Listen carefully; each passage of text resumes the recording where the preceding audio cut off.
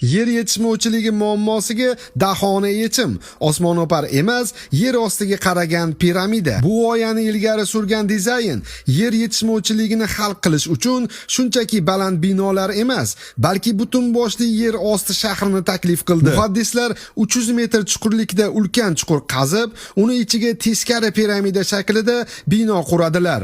Bu bino 85 qavat bo'lib, 100 ming kishigacha yashashi mumkin. Piramida shakli quyosh nurlarini hatto eng chuqur qavatlarigacha yetib borishni ta'minlaydi. Binoning yuqori qismi esa shaffof shishadan yasalgan gumbaz bilan yopilgan bo'lib, u ustida turar joy maydoni va istirohat bog'i ham bor. Bu yer osti shaharchasida faqat uy-joylar emas, muzeylar, ofislar, do'konlar, hatto bog'lar ham bo'ladi.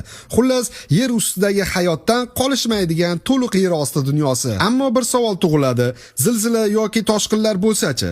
Qiziq tomoni shundaki, bu turdagi inshootlar aynan zilzila va tornadoga nisbatan bardoshliroq, chunki ular chuqur o'rnatilgan va mustahkam poydevorga ega. Ammo haligacha muammo bo'layotgan jihati favqulodda evakuatsiya. Ayniqsa 100 ming kishilik aholini yong'in yoki suv toshqinidan qanday tez chiqarib bo'ladi? Shuning uchun hozircha bu loyiha faqat qog'ozda qolmoqda. Lekin kelajakda muvaffaqiyatli bo'lsa, insoniyat balkim yer ostiga ko'chib o'tar. Sizchi, yer ostidagi bunday shaharda yashashga rozi bo'larmidingiz yoki osmonni oynada emas, tomda ko'rishni xohlarmidingiz? Bizni yo'qotib qo'ymaslik uchun like bosib obuna bo'lishni unutmang.